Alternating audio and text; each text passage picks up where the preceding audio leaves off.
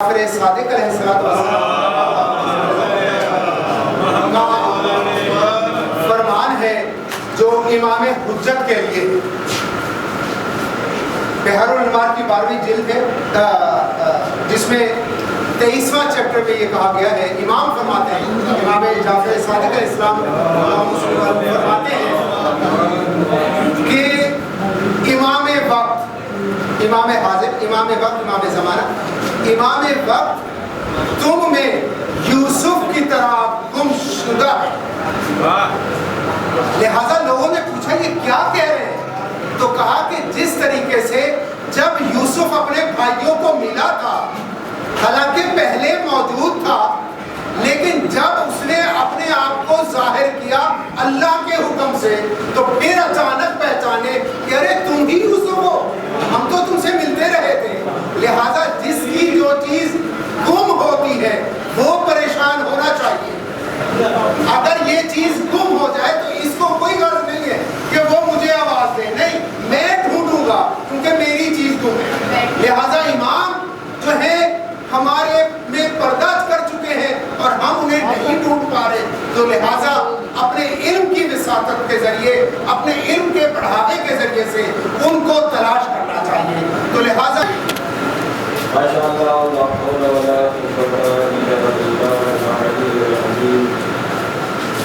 اعوذ باللہ من الشیطان الرجیم. بسم اللہ الرحمن الرحیم.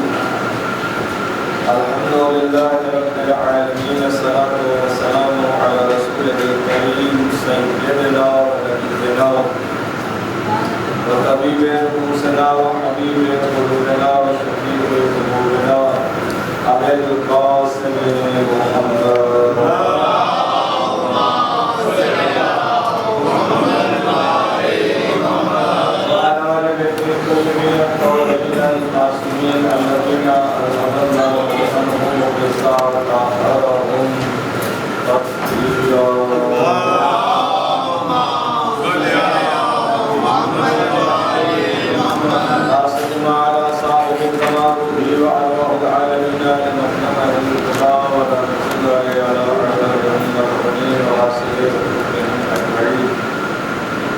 من یوم دعوتهم الى قیام یوم الدین. اما بعد فقال اللہ تبارک وتعالی فی احسن الکتاب وقوله الحق.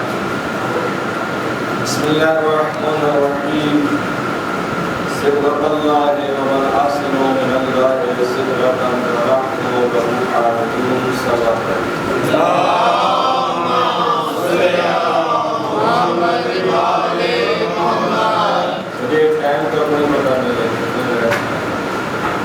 اور میں اکثر آداب کا خیال رکھتا ہوں. میری خواہش یہ ہے کہ میں بھی اس بات میں پڑھ رہا ہوں، مجھے کام کے بعد میں پڑھتا ہوں. تمہاری حکومت بھی ہوتی ہے جس سے کہیں پہلے پڑھے اور جس سے کہیں بعد میں. لیکن ساتھ ساتھ گزارش یہ ہے کہ آداب کا خیال رکھنا. میں نے آپ کی خدمت میں قرآن کی آیت تلاوت کی ہے، سورہ مبارکہ بقرہ سے، آیت نمبر 20. قرآن کا اسلوب یہ ہے کہ یہ اس زمانے کے لیے بھی ہدایت کی کتاب تھی اور آج بھی ہدایت کی کتاب ہے اور قیامت تک ہدایت کی کتاب. امام کے ظہور کی رباعیاں پڑھی گئی اور ماشاءاللہ حدیث سنائی گئی. اس امام کی حقانیت میں یہی امام ثابت ہے. جب امام ظہور فرمائیں گے تو قرآن قدم قدم پہ امام کی تصدیق ہے. اس لیے کہ یہ مفسر ہے قرآن. یہ قرآن کو حقیقی معنوں میں، جن معنوں میں قرآن اترا ہے، امام اور معانی میں اس قرآن کو عملی صورت میں نافذ کرتا ہے. ہم میں سے ہر ایک بہت بڑے بڑے دعوے بھی کرتے ہیں ماشاءاللہ، اور دعوے کرنے بھی چاہیے. دعوے کرنے میں تو کوئی حرج نہیں، لیکن دعویٰ وہی حقیقت پہ مبنی ہوتا ہے جس دعوے پہ کریں. بڑے بڑے علماء دعویٰ کرتے ہیں، بڑے بڑے متفقین دعوے کرتے ہیں، بڑے بڑے ماتمی دعوے کرتے ہیں، آپ سامعین بھی کرتے ہیں اور بانیان بھی دعوے کرتے ہیں، سب دعوے کرتے ہیں، لیکن دعویٰ وہی قابل قبول ہوتا ہے اس کی دلیل۔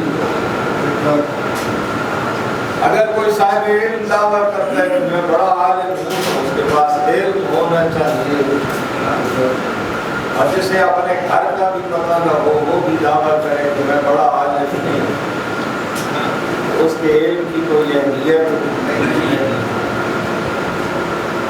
میں ایسے آپ کو حض نفس پوری کرنے کے لیے جملے نہیں کہہ رہا ہوں، بڑی باریک نقطے کی طرف متوجہ کرنا ہے۔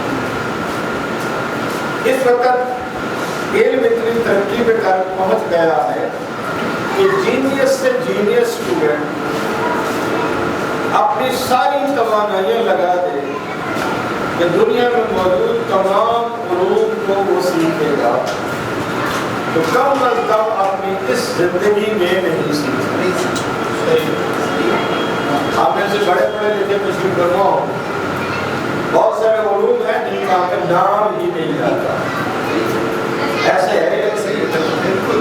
اور بہت بڑے ایک دانشور کا قول ہے، وہ کہتے ہیں کہ ہم جتنے بڑے عالم بنتے چلے جاتے ہیں، ہمیں ہمارے علم میں تو اضافہ ہوتا ہی ہوتا ہے، لیکن ہمیں پتہ چلتا جاتا ہے کہ ہم کتنے بڑے جاہل تھے۔ بات بول رہی ہے، جتنا بھی کوئی بڑا عالم بن جائے گا اسے اپنی جہالتوں کا علم ہوتا چلا جائے گا۔ جسے اپنی جہالتوں کا علم ہوتا ہے وہ کسبی عالم ہوتے ہیں، اور جنہیں اللہ علم عطا کر کے بھیجتا ہے وہ کسی سوال پہ سوچتے نہیں ہیں کہ کیا جواب دینا۔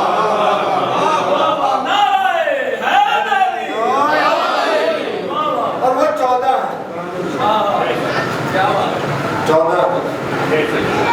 اور 14 کی نس سے پھر کچھ ایسی ہستیاں ہیں جیسے جناب ابوالفضل العباس ہیں، جناب ثانی زہرا ہیں، سید السجاد علیہ السلام کی جملے انت عالمۃ غیر معلمۃ، آپ ایسی عالمہ ہیں جس نے کسی سے پڑھا نہیں ہے، فاہمۃ غیر مفہمہ، ایسی سمجھدار ہیں کہ سمجھنے کے اسلوب اور اسلوب اور قوانین کسی نے آپ کو سکھائے نہیں ہیں۔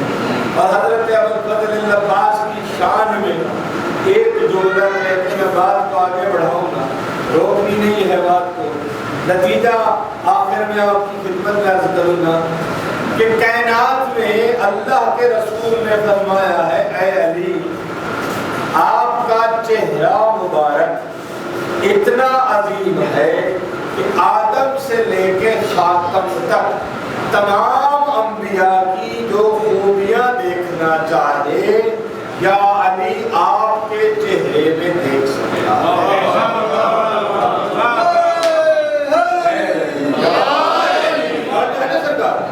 جس چہرے علی میں انبیاء سارے انبیاء کی خوبیاں دیکھی جا سکتی ہیں، اس چہرے علی کا وارث ہے عباس۔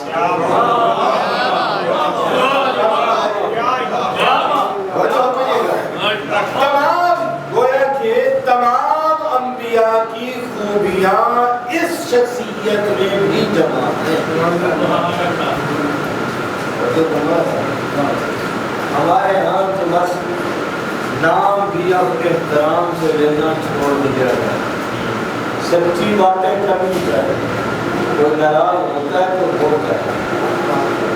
کبھی ممکن نہ تھا کہ علم عباس سامنے آ جائے اور شیعہ کا ساتھ نہ چھوٹے اور چہرے پہ سیریس پن نہ آئے۔ آج ہم دیکھتے ہیں زیارت برآمد ہوتی ہے اور چہرے پہ مسکراہٹ، معاف کرنا کا دعویٰ بڑا ہے، دلیل نہیں ہے، دلیل نہیں ہے، ناراض ہو جائیے نہیں رکھے. میں تو اب کافی عرصہ ہو گیا آپ کے درمیان میں فضائل بھی جتنے کہیں پڑھنے کے لیے تیار. اور ذہنوں میں بٹھائیے گا کربلا جسے ہم کربلا سمجھتے ہیں اس کربلا کے معیار کو اگر سمجھنا ہو کہ کربلا کتنی بلند ہے ایک اشارہ ہے اور اس سے زیادہ آپ ہضم بھی نہیں کر سکتے. ایک اشارہ کروں گا. ہاضمہ ہوتا ہے نا ہر انسان کا اپنا اپنا ہاضمہ ہے ٹیسٹ ہے. بعض لوگ تھوڑی سی غذا ہضم کر سکتے ہیں زیادہ کھا لیں تو ہاضمہ خراب. اسی طرح علم بھی بعض ظرفوں میں ہضم ہو جاتا ہے اور بعض ظرفوں میں ہضم نہیں ہوتا. جن ظرفوں میں ہضم ہوتا ہے انہوں نے اپنے ظرف کو پاک و پاکیزہ رکھنے کے قوانین الہیہ پہ عمل کیا. جو نہیں کرتے ہے کہ مشکل ہے ہضم نہیں ہوتا. یہ ممکن نہیں ہے ہضم. توجہ فرمائیں. ایک اشارہ ہے کربلا کیا ہے. کربلا میں موجود لوگ اور ہستیاں کیا. جملہ عرض کروں گا اور میں نے ایک جملہ اشارہ کیا تھا ذیلی صاحب کو. اب یہ ماشاءاللہ بہت ساری باتیں مجھے سنانے لگ گئے بعد میں تو آپ کو بھی میں عرض کر رہا ہوں. اشارہ کروں گا تفصیلات میں نہیں جا سکتا میں ہی. آپ برداشت کر پائیں گے اور مجھے بھی پتا ہے کہ آپ کی برداشت کیا ہے. میرے دوستوں میرے لیے یہ آپ زیارت وارثہ پڑھتے ہیں نا ہر شب جمعہ پڑھتے ہیں. آخری زیارت جب شہدائے کربلا پڑھتے ہیں تو اس میں پہلا جملہ کیا پڑھتے ہیں؟ السلام علیکم یا اسفیاء اللہ. اسفیاء کا روٹ ورڈ ہے صفوا. اس کا معنی ہوتا ہے چنے ہوئے. چنے ہوئے. کربلا والوں پہ آپ اور ہم چھٹے امام کی سکھائی ہوئی زیارت تعلیم دی ہوئی زیارت اصل زیارت تو پڑھی ہے امام نے. ہم تو امام کی تعصی اور پیروی میں وہ زیارت پڑھتے ہیں. کیا جملہ ہے؟ السلام علیکم یا اسفیاء اللہ. اے کربلا کے شہیدوں آپ عام نہیں ہو بلکہ اللہ کے چنے ہوئے ہو.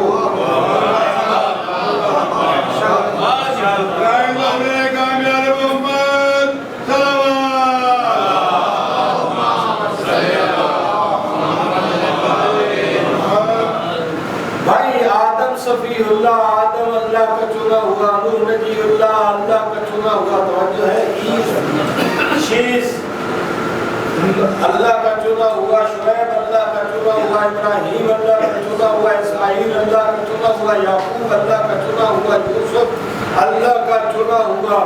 موسیٰ کلیم اللہ اللہ کا چنا ہوا. توجہ ہے عیسیٰ روح اللہ اللہ کا چنا ہوا. محمد مصطفیٰ کا لقب ہی مصطفیٰ ہے اللہ کا چنا ہوا. کربلا والا تمہاری عظمت کا کیا کہیں. چنا اللہ نے تمہیں چنا ہے تو کربلا شہید. اور جنہیں اللہ چن لیتا ہے وہ بڑے باکمال ہوتے ہیں. اور آپ کو بھی اللہ نے چنا. یہ بڑی آپ کہیں کہ دل رکھنے کے لیے نہیں. ہم خطا کار ضرور ہیں گناہگار بھی ہو سکتے. یہ بھی سیدہ کی دعا ہے کہ میرے بیٹے کی عزاداری وہ کریں گے بچوں کو بچے روئیں گے بوڑھوں کو بوڑھے روئیں گے جوانوں کو جوان روئیں گے جن میں ہماری نظر کرم ہوگی. بڑی کمال کی نظر کرم. جو آیت آپ کی خدمت میں تلاوت کی ہے اس آیت میں اللہ رب العزت ارشاد فرما رہا ہے صبغۃ اللہ. اگر ترجمہ کروں گا نتیجہ بھی یہی دے کے مضمون کر ہوتا ہے. صبغۃ اللہ ومن احسن من اللہ صبغۃ ونحن له عابدون. اللہ کا رنگ اختیار کرو رنگ الہی اختیار کرو. ومن احسن أحسن من الله صبغة, اللہ کے رنگ سے بہترین رنگ کس کا ہے؟ وَنَحْنُ لَهُ عَابِدُونَ, اگر تو اللہ کے بندے ہو, بندے نا یہ میرے ساتھ اللہ کے عبد ہو, تو پھر اللہ کی بات کو مانتے ہوئے اسی کی عبادت کریں گے. اب یہ اس عبادت سے مراد کیا ہے؟ اس عبادت سے اس آیت میں مراد ہے کہ اللہ کے رنگ میں رنگ جاؤ. توحید کا رنگ جمامڑ ہے نا مصرا, یہ جو توحید کا رنگ حسین نے کربلا میں جمایا ہے نا, کربلا والے توحید کے رنگ میں ایسے رنگے ہوئے تھے کہ ان جیسا نہ کوئی پہلے رنگا گیا نہ بعد میں رنگا گیا. اب جو چاہتا ہے کہ اللہ کے رنگ میں رنگ جائے, اسے اپنے آپ کو کربلا والوں کے سانچے میں ڈھالنا ہے, کربلا والوں کے سانچے میں ڈھالنا ہے. اور کربلا والوں کی پہلی آواز ہے حق کو حق کہنا, باطل کو باطل کہنا. اپنے مفادات کے لیے باطل کو حق کہنے والے کربلائی نہیں ہو سکتے, اور اپنے مفادات کے لیے بہت ساری غلط باتوں کو حق کا روپ دھار کے اپنے آپ کو بڑی شخصیت بنا کے پیش کرنے والے کربلائی نہیں ہو سکتے. کربلائی ہونے کے لیے پہلی شرط یہ ہے کہ حق کو حق کہا جائے. مشکل ہوگی یہ مشکل کام ہے. ارے ہم تو دنیا دار لوگ ہیں, صبح و شام اپنے مفادات کے لیے حق کا رخ موڑتے ہیں. عجیب جملے ہیں, عجیب جملے ہیں, میرے نہیں ہیں, کربلا سید الشہداء امام فرماتے ہیں الا ترون ان الحق لا يعمل به, کیا تم نہیں دیکھ رہے کہ حق پر عمل نہیں ہو رہا, وان الباطل لا يتناهى عنه, اب دیکھ نہیں رہے ہو کہ باطل جس کو چھوڑ دینا چاہیے اس پہ عمل نہیں کرنا چاہیے, بڑے شوق سے باطل پہ عمل کیا جا رہا ہے. اس حالت میں خود امام فرماتے ہیں میری ذمہ داری یہ ہے کہ میں احیاء حق میں راہ خدا میں شہید ہو جاؤں تاکہ رہتی دنیا تک حق سر بلند رہے. امام کی سیرت پہ عمل کرنا ہے, حق اہمیت رکھتا ہے. ہمارے یہاں حق کتنی اہمیت رکھتا ہے, زندگی میں کتنی اہمیت رکھتا ہے. ہر کوئی اہمیت عمل معاف کیجیے گا ہو سکتا ہے میں تو کمزور آدمی جائے بس اوقات خاموش ہو رہا ہوں. سچ بول دیا جائے جو لوگوں کے اندر ہے اور اسی بارے میں سچ بول دیا جائے, ہمیں جینے کا ایک لمحہ بھی لوگ نہ چھوڑیں. زندگی کو میں کچھ نہیں کہہ سکتا, اتنا عرض کروں گا بھائی کربلا ایک آسان ترین سانحہ کا نام اور کائنات کے مشکل ترین سانحہ کا نام. مشکل ترین اس کے لیے ہے جو حق پہ عمل نہیں کرنا چاہتا, اور آسان ترین اس کے لیے ہے جو اپنی زندگی میں حق کو مد نظر رکھتا ہے.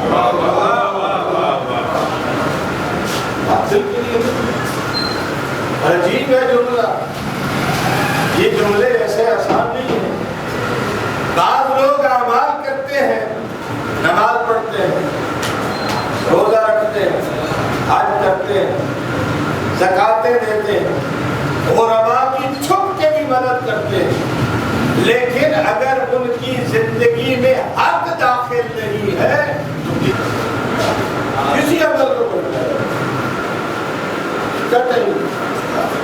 اس لیے مثال دے کی بات سمجھانے کی کوشش بھائی آپ نے وضو ٹھیک طریقے سے انجام دیا، جہاں نماز بھی آپ کی پاک ہے، شرائط نماز بھی آپ نے پوری خیال رکھا، اس کے مطابق نماز پڑھی، واجبات نماز کا مکمل خیال رکھا، واجبات کو مد نظر رکھتے ہوئے نماز پڑھی، لیکن شرائط نماز میں سے ایک شرط کو چھوڑ دیا، مثلا لباس بس بھی نہیں ہونا چاہیے، لباس اپنی ملکیت ہونا چاہیے، چوری کیا ہوا نہ ہو، دھاکہ ڈال کے نہ ہو، کسی کا مال لوٹ کے نہ ہو، اپنے لباس سے نماز ہے، حلال لباس سے نماز ہے، باطل لباس سے نماز نہیں ہوتی، کسی کا لوٹا ہوا لباس سے نماز نہیں ہوتی، ساری نماز باوضو ہو کے قبلہ رخ ہو کے تمام واجبات سمیت ٹھیک نماز پڑھی، نماز بھی پڑھی گناہ بھی کیا، مشکل ہوگی نا بات، نماز بھی پڑھی گناہ بھی کیا، اس لیے کہ اللہ کا حکم یہ ہے کہ تم نماز پڑھو تو شرط نماز پوری کرو، اگر شرط نماز پوری نہ ہو تو اللہ نماز قبول نہیں کرتا، اور توحید کی شرط ہے امامت، توحید کی شرط ہے امامت، اگر کوئی توحید پہ ایمان رکھتا ہے اور امامت پہ ایمان نہیں رکھتا، اس کی بالکل ایمان کے سارے زاویے ٹھیک ہوں گے، لیکن چونکہ اس نے شرط کو پورا نہیں کیا، جیسے شرط میں تھی کہ لباس پاک ہونا چاہیے، لباس پاک نہ تھا، نماز مکمل واجبات کے ساتھ پڑھی، تو نماز ہی نہیں، جس نے توحید پہ ایمان لایا لیکن شرط امامت کو چھوڑ دیا، وہ ایسا ہی ہے جیسے کہ آج بھی بے ایمان ہے۔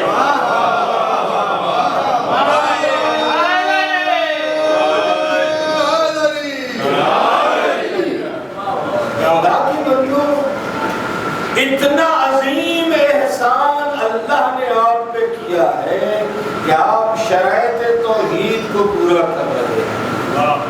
اب آپ لوگ پریشان ہو گئے ہوگے، گھر بات سامنے میں نے بات ادھوری چھوڑ دو تو پھر خلل پیدا ہو سکتا ہے، اور باہر سڑک پہ نکل کے چیمے گوئی ہو سکتی ہے، میں مسائل چھوڑ دوں گا، بس آپ کی بات کامران صاحب ہے بات ہے وجہ ایسا کیا آخری بات کرنے لگوں، بات کرنے لگوں شرائط توحید میں نہیں کہہ رہا، تو یہ سمجھ لیں کہ مولوی صاحب کو جوش آیا کتابت کا اور مولوی صاحب نے جڑ دی، میں جڑنے والا خطیب نہیں، نہ جڑ کے پڑھتا ہوں، جو حقیقتیں ہوتی ہیں وہی پڑھتا ہوں، نہ میں دائیں جیب سے روایتیں نکالتا ہوں نہ بائیں جیب سے، پتہ نہیں بات پہنچتی، یہ روایتیں ادھر ادھر سے نکالنے والے، اور میں روایتیں نکالنے والا بھی نہیں، روایتیں گھڑنے والا بھی نہیں ہوں، میں وہی بیان کرتا ہوں جو ہے۔ امام رضا علیہ السلام بات بیان کر دیں، کیا کہہ رہے تھے نا خراسان کی طرف، نیشا پور سب قصہ آپ کے ذہنوں میں، نیشا پور کی طرف جا رہے تھے، 4000 قلم دوات اور کاغذ ہاتھ میں لے کے محدثین کھڑے تھے، میں تو یوں ہی کہہ دوں گا کہ کل جس کی جد کو مانگنے پہ قلم و دوات نہیں دیا تھا، انہی کے عقیدے نے اتنا رلایا کہ آج 4000 قلم و دوات لے کے اقتدار کر رہے ہیں۔ پہنچے امام پہنچے، پوچھا، ایک نے بڑھ کے کہا یبنا رسول اللہ ہمیں اپنے جد کی حدیث سنائیے، توجہ میری طرف، میں بالکل مختصر، آپ توجہ میری طرف رکھیں گے، میں مختصر کروں گا، توجہ ادھر ادھر دیکھ پھر مجھے بات آپ کو توجہ کرنے کے لیے کہنی ہے۔ امام رضا علیہ السلام سے ایک شخص کہنے لگے یبنا رسول اللہ آپ ہمیں اپنے جد کی حدیث سنائیے۔ امام علیہ السلام نے ہماری میں تشریف فرماتے پردے کو پلٹا، چہرہ انور سامنے آیا، چہرہ نورانی امام رضا علیہ السلام کی جب زیارت کی نا سب نے، تو اب امام علیہ السلام کے لب متحرک ہوئے، یہ لب بھی نورانی ہے، ان میں لعاب بھی نورانی ہے، ان کا کلام بھی نورانی ہے، اور اسی دل میں ٹھہرے گا جو دل پاک ہوگا۔ نجس دل میں یہ نہیں ٹھہر سکتا، اس لیے کہ دودھ مادی نور ہے، گوالا نجس برتن میں نہیں ڈالتا۔ کیسے مان لیا جائے جو ملکوتی نور ہو اللہ اسے نجس دل میں ڈال دے گا؟ ممکن نہیں ہے۔ اب امام کے لب متحرک فرمایا حدثنی ابی، مجھ سے یہ حدیث میرے بابا نے بیان، ان سے ان کے بابا نے، اور پیغمبر اسلام تک یہ سلسلہ شروع۔ پیغمبر اسلام نے جناب جبرائیل سے، جناب جبرائیل کو اللہ نے یہ پیغام دیا۔ اب اللہ فرماتا ہے، سنیے گا، امام نے یہ جو سلسلہ بیان کیا، امام علیہ السلام فرماتے ہیں مجھ سے میرے بابا موسیٰ کاظم نے، موسیٰ کاظم علیہ السلام سے، امام صادق علیہ السلام نے، امام صادق علیہ السلام سے، امام محمد باقر علیہ السلام نے، امام باقر علیہ السلام سے، امام علی زین العابدین علیہ السلام نے، امام علی زین العابدین علیہ السلام سے، امام حسین علیہ السلام نے، امام حسین علیہ السلام سے، امام حسن علیہ السلام نے، امام حسن علیہ السلام سے، امام علی علیہ السلام نے، امام علی علیہ السلام سے پیغمبر اسلام نے، اور پیغمبر اسلام نے جبرائیل سے، اور جبرائیل نے اللہ سے یہ جو سلسلہ بیان کیا، اس کے بارے میں جلال الدین سیوطی لکھتا ہے کہ اگر اس سلسلہ حدیث کو کاغذ پہ لکھ کے کسی پاگل شخص کو پلا دیا جائے تو اس کا پاگل پن زیل ہو جاتا ہے۔ اللہ جانے جن کے ناموں کی برکت یہ ہے کہ پاگل عقل مند ہو جاتے ہیں، وہ خود کتنے رئیس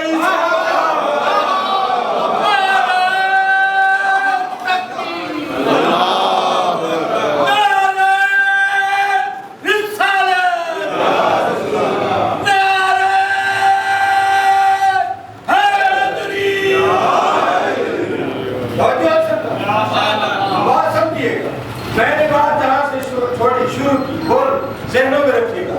میں نے اپنے جملے نہیں کہے کہ امامت شرط توحید ہے، تو امامت کا عقیدہ ٹھیک ہوگا تو توحید قابل قبول، اگر امامت کا عقیدہ ٹھیک نہیں ہے تو توحید قابل قبول نہیں ہے۔ یہ میرے جملے نہیں ہیں، اللہ خود فرماتا ہے، اور اس کی روایت امام رضا علیہ السلام نے کی ہے، اور یہ عالم اسلام کی متفق علیہ حدیث ہے۔ کسی بھی عالم سے جا کے پوچھ لیجئے جس نے کتابیں پڑھی ہوں، اس سے پوچھئے حدیث سلسلۃ الذہب کو جانتے ہو تو یہی حدیث سنائے گا، جس سے بھی پوچھو یہی حدیث سنائے گا۔ حدیث کا نام ہے حدیث سلسلۃ الذہب، سلسلۃ الذہب، چاندی کے ساتھ لکھی جانے والی حدیث، اس کا نام یہ ہے، اس حدیث کا نام ہے، جس سے پوچھیں گے یہی بتائے گا۔ اب حدیث کیا؟ حدیث قدسی ہے، اللہ رب العزت فرماتا ہے کلمۃ لا الہ الا اللہ حسنی، اللہ فرما رہا ہے لا الہ الا اللہ میرا مضبوط کلا ہے، ومن داخل فی حسنی، جو بھی اس کلا میں داخل ہو گیا، آمن من عذابی، میرے عذاب سے محفوظ ہو گیا۔ 4000 محدثین نے یہ حدیث لکھی، امام نے نقاب کو ڈالا، پھر امام نے نقاب کو پلٹا۔ اب توجہ میری طرف رکھیے گا، امام یہ حدیث سنانے کے بعد امام فرماتے ہیں بشرطہا و شروطہا، اس لا الہ الا اللہ کی شرطیں اور شروط ہیں، وَعَنَا مِن شُرُوطِهَا، اور ان شروط میں سے ایک رضا بھی ہے۔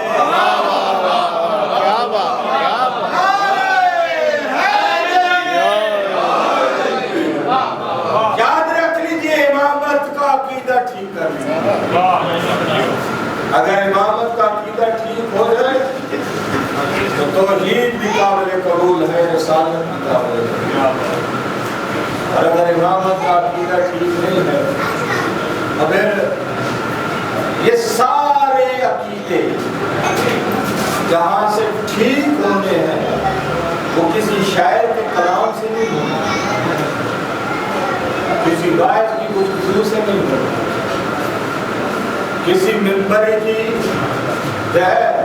ذوق کتابت اور لطافت سے نہیں ہونے، یہ سارے عقائد ٹھیک ہونے ہیں قرآن سے۔ میں نے غلط تو نہیں کیا؟ سب پریشان ہو گئے، ہاں سب پریشان ہو گئے، یہ عقیدے سب ٹھیک ہونے ہیں قرآن سے. اور اگر قرآن کو ہم اپنی زندگی میں لے آئیں گے تو عقیدے ٹھیک ہوں گے. اور اگر قرآن زندگی میں نہیں آیا تو معاف کرنا عقیدے بھی ٹھیک نہیں ہوں گے. میں 4 دن پہلے ایک جگہ مجلس پڑھ کے اترا, 4-5 جوان آگے بیٹھے, کھانا کھانا تھا, مجلس پڑھا تو میرے پسلیاں بھی درد کر رہی ہیں. میرا بندہ پڑھتا ہے تو تھک جاتا ہے, میرا بوڑھا ہو میرا دور نہیں لگا. توجہ ہے سر, مجلس پڑھ کے بیٹھے, آگے شروع ہو گئے یہ کرتے ہیں وہ کرتے ہیں, یہ کرتے ہیں وہ کرتے ہیں, یہ کرتے ہیں وہ کرتے ہیں. گھنٹہ انہوں نے میرا الحمدللہ سر کھایا. میں آخری بات آج کھاؤں گا, آخری بات گھنٹہ میرے ساتھ باتیں کرتے ہیں. گھنٹے بعد میں نے ایک سوال کیا, ایک سوال, اور وہی سوال آپ کو بھی کرنا چاہتا ہوں, اور زیدی صاحب سے بھی اسپیشل کوئی سوال. میں نے ان سے گھنٹے بعد یہ پوچھا کہ ماشاءاللہ آپ نے بڑی اچھی گفتگو فرمائی, بہت قابل تحسین گفتگو کرنا. آپ میں سے مجھے ماشاءاللہ کوئی وکیل بیٹھے, ڈاکٹر, کوئی انجینئر, ایک بینکار بیٹھا, ان کا ماشاءاللہ سارے پڑھے لکھے ہیں, اپنے شعبے کے بڑے کمال کے لوگ ہیں. آپ مجھے یہ بتائیں, آپ میں سے کسی کو قرآن فہمی کا علم ہے؟ تو سب سوچتے تھا. میں نے پوچھا قرآن فہمی کا علم ہے؟ کہنے لگے نہیں ہم قرآن کے بارے میں. مولانا اس کا مطلب, میں نے کہا نہیں پوچھ رہا ہوں, بتا دیجیے. آپ کی گھنٹہ بات سنی, ایک جملہ پوچھا. کہنے لگے نہیں ہمیں قرآن کا قرآن فہمی کا علم نہیں ہے. میں نے کہا پھر گھبراؤ نہیں, اگر تمہیں قرآن فہمی کا علم نہیں ہے نا, جیسے تم سامنے ہو ویسے ہی پڑھنے والے ملیں گے.